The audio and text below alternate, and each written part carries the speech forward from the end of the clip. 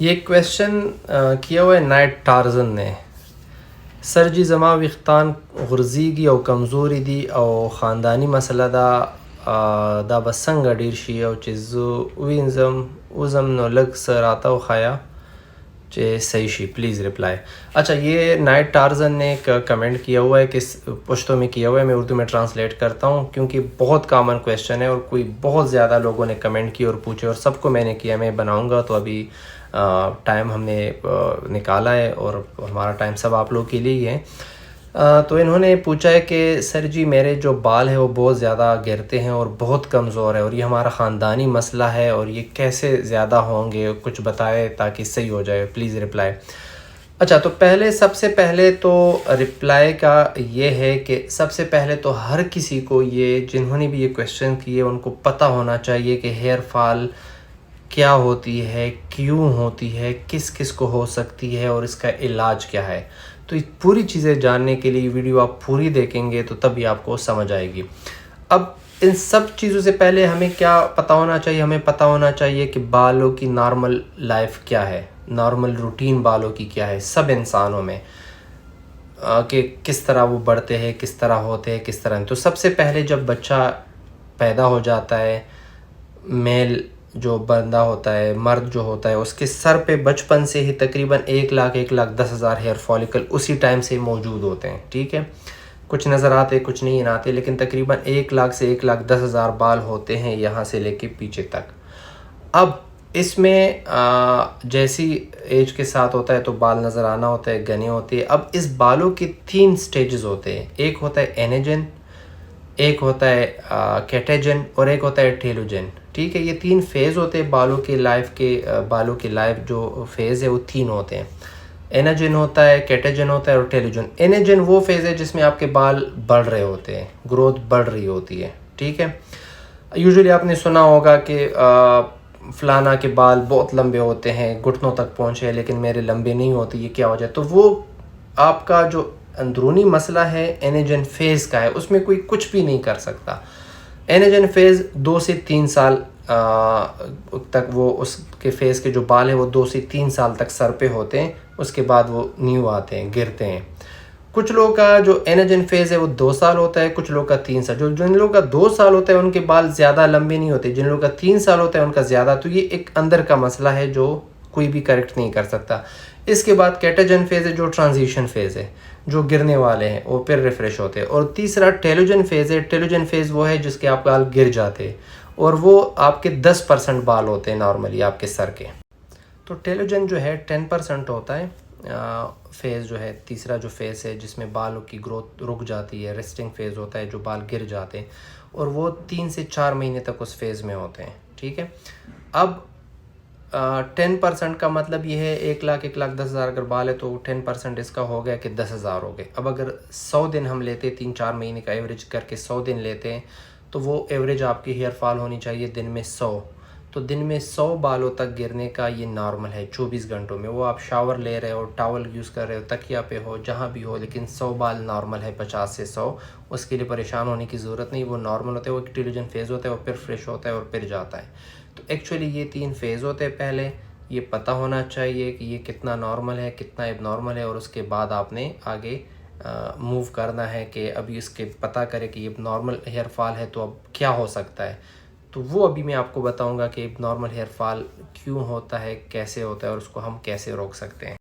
अब जब हम ये लेबल कर देते हैं कि ये हेयर फॉल है, और ये भी आपको याद होना चाहिए कि 50% लोग जो है इस दुनिया में, 50% लोग जो है वो अपनी लाइफ टाइम में हेयर फॉल का शिकार होंगे। ये जहन में याद रखना है। और ये बहुत कॉमनली लोग पूछते हैं कि मतलब ज़्यादा हेयर फॉल है और ज़्यादा हेयर फॉल के क्वेश्चन होते हैं, इसलिए मैं इस पर ये वीडियो डिटेल में बना रहा हूँ ताकि सबको पता चले कि क्या है।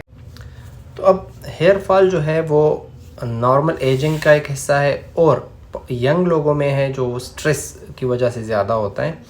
अब 7 to 8 पैटर्न पूरे एक्सप्लेन हुए हैं कि फ्रंट से यहाँ से वो मैं बताऊँगा उसमें किसी और वीडियो में। लेकिन अब इसमें मेन जो फैक्टर है वो 4 में से 3 लोगों को जो होता है वो जीन्स की वजह से होता है।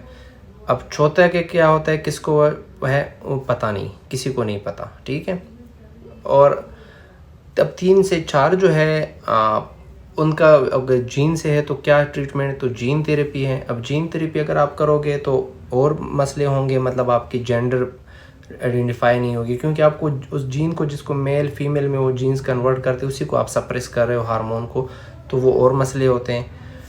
तो अब एक्चुअल प्रॉब्लम जो है पूरी दुनिया में, वो प्रॉब्लम ये है कि हमारे पास ज़्यादा इल्म नहीं है। पूरी दुनिया की डॉक्टरों की मैं बात करूं, आज तक वो ज़्यादा उस चीज़ को एक्सप्लेन नहीं कर सके, वो रूट काज पे जा नहीं सके ताकि उसको एक जगह पे रोके।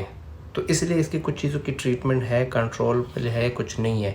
तो ज़्यादा इल्म नहीं है जिसकी वजह से ये काफ़ी मसाइल है और इलाज नहीं है। फिर जीन के अलावा बिल मल्टीपल फैक्टर्स होते हैं जो फॉल इंक्रीज़ करते हैं या जो ज़्यादा बढ़ाते हैं। उसमें हार्मोन्स आते हैं, स्ट्रेस आ गई, स्लीपिंग पैटर्न आ गया, अल्कोहल कंजम्पशन, सिगरेट और बहुत सारी चीज़ें, डैंड्रफ वगैरह।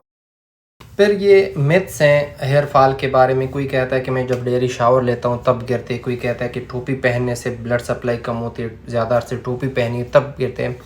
हालांकि हकीकत इसके बिल्कुल मुख्तलिफ है। हकीकत ये है कि आपके जो अम्मी अबू है, जो उनकी जीन्स है, उनकी मिसाल ऐसे है कि आप हाथ में 2 लड्डू के दाने ऐसे डालो और फेंको, उसमें जो भी आपकी किस्मत में निकला वो आपकी जीन्स उनकी तरफ से आएंगे।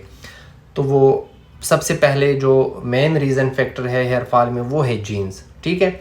इसके बाद दूसरे नंबर पे मेल हार्मोन्स है, जो मेल जेनेटिक हार्मोन्स है ना, एंड्रोजेनिक हार्मोन्स है, जो टेस्टोस्टेरोन हार्मोन है, वो दूसरे नंबर पे वो है। अब ये मेल टेस्टोस्टेरोन हार्मोन कब पता चला, कैसे कि ये वजह है, वो तब पता चला जब 1940 में टेस्टोस्टेरोन के इंजेक्शन बनाए और लोगों में लगाना शुरू किए। उन लोगों में जिनकी टेस्टिस जो थी वो किसी भी वजह से ख़राब हो गई थी, या बनी सही नहीं थी, या जंग में काटी गई थी, या झगड़े लड़ाई में कोई उसको चोट लगी थी, या किसी भी वजह से वो ख़राब हो गई थी, तो वो नहीं थी, तो वो टेस्टोस्टेरोन नहीं बन रहे, तो फिर वो इंजेक्शन उनको देने लगे टेस्टोस्टेरोन के। फिर उन लोगों में उन्होंने नोट किया कि यार इनके सर के बाल क्यों गिर रहे, तो फिर तब उनको पता चला 1940 में उन्होंने ये इस्टेब्लिश किया और इस पे श्योर हुए कि यार ये हेयर फॉल जो है ये टेस्टोस्टेरोन, स्काल्प की जो हेयर है टेस्टोस्टेरोन की वजह से जा रहे हैं। अब दूसरा इशू क्या है, मैं बार बार आपको बता रहा हूँ कि ज़्यादा मसला यही है कि इनफ पूरा एक मुकम्मल नॉलेज नहीं है, पूरी दुनिया में अभी नहीं आए, लोग डेवलप कर रहे हैं, कोशिश कर रहे हैं, खोज में लगी हुए हैं। तो दूसरा फिर इसमें यह है कि अब टेस्टोस्टेरोन जो हार्मोन है वो 2 एक्शन करता है मेल में। अब क्या करता है, सर से बाल उड़ाता है, आईब्रो से नीचे जितने वो बाल बढ़ाता है। इसकी किसी को समझ नहीं आ रही कि ये क्यों ऐसे हैं। एक चीज़ के सिवाय कि अब यहाँ से नहीं गिरते, एक चीज़ के सिवा जो 5 अल्फा रिडक्टेज एंजाइम है वो आपके जो हेयर फॉलिकल लेवल है, हेयर फॉलिकल के में क्या होता है, टेस्टोस्टेरोन कन्वर्ट होता है डीएचटी में। डीएचटी में कैसे कन्वर्ट होते हैं, 5 अल्फा रिडक्टेज में। अब 5 अल्फा रिडक्टेज एंजाइम की जहाँ जहाँ पे क्वांटिटी ज़्यादा होगी वहाँ पे टेस्टोस्टेरोन ज़्यादा डीएचटी में कन्वर्ट होगी। ज़्यादा डीएचटी होगी तो वहाँ पे हेयर फॉल होगी या ज़्यादा बाल झड़ेंगे। तो ये एक साइकिल होता है, डीएचटी ज़्यादा बड़ा, हेयर फॉल हुआ, नया बाल आया, उसका थोड़ा सा वीकर वर्जन था, वो गिरा, फिर नया आया, फिर उसका वीकर था, फिर आया, फिर उसका वीकर। फिर इसमें ये होता है स्टेज में जाते हैं, टिल्यूजन के उस स्टेज पे जाते हैं कि वो बाल ग्रो करना ही छोड़ दे। जिस तरह आपने लोगों ने देखा होगा कि बाल छोटे छोटे हैं लेकिन ग्रो नहीं कर रहे, एक्चुअली उसमें डीएचटी लेवल ज़्यादा हो जाता है 5 अल्फा रिडक्टेज एंजाइम्स की वजह से। तो फिर 5 अल्फा रिडक्टेज एंजाइम को जो इनहिबिट करता है वही मेडिसिन सबसे ज़्यादा इफेक्टिव होती है। तो इसीलिए ये कोई प्रेडिक्ट नहीं कर सकता कि हेयर फॉल आपका कैसे होगा, कैसे नहीं होगा, किसको होगा, किसको नहीं होगा। अगर किसी को ये हुआ है तो फर्दर जाएगा, नहीं जाएगा, मतलब सब अपने एक्सपीरियंस से कुछ कह सकते हैं, लेकिन रियल में वो गलत भी हो सकते हैं, सही भी हो सकते हैं। किसी को नहीं पता कितने 5 अल्फा रिडक्टेज इनहिबिटर वो एंजाइम है, कितने डीएचटी है इधर फॉलिकल के नीचे, ठीक है। तो अब ये इस तरह होता है। अब इसके लिए जो रिकमेंडेड जो एफडीए अप्रूव ट्रीटमेंट है वो एक है जो ये बाई ने कहा है, मिनॉक्सिडिल जो है 5% वो है। इसमें डिफरेंट ब्रांड्स आते हैं लेकिन मैं जो उसमें जो जेनरिक मेडिसिन नेम है वो मेडिसिन नेम बताऊंगा। मिनॉक्सिडिल है 5%, ओरल फिनेस्ट्राइड है, और एक लो लेवल लाइट थेरेपी। ये एफडीए ने ये 3 ट्रीटमेंट अप्रूव किए है कि इसी पे वो हेयर फॉल होगा, कंट्रोल करेंगे। बाकी जो है बहुत सारी है, अभी प्रोकेपिल भी आई है, पीआरपी भी है, एक्सोसोम भी है, पीडियोथ्रिड भी है, रीजेनरा भी है। मतलब मल्टीपल चीज़ें लोग लगा रहे हैं हेयर फॉल के लिए, लेकिन एफडीए की जो अप्रूव्ड है वो मिनॉक्सिडिल है, वो ओरल फिनेस्ट्राइड है, टॉपिकल भी उसमें नहीं है। और तीसरे नंबर पे है लो लेवल लाइट थेरेपी। तो ये 3 मेडिसिन एफडीए ने अप्रूव है, बाकी सारे अपने हिसाब से लगा रहे हैं।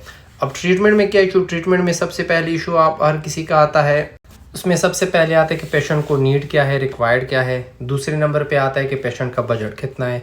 तीसरे नंबर पे आता है कि पेशेंट कंप्लाइंट कहते हैं, मतलब पेशेंट आ रहा है, उसके लिए हर महीने कुछ होते, कुछ हर हफ्ते होते, कुछ रोज़ाना लगाने होते, कुछ साल में लगाने होते, तो ये चीज़ें होती है।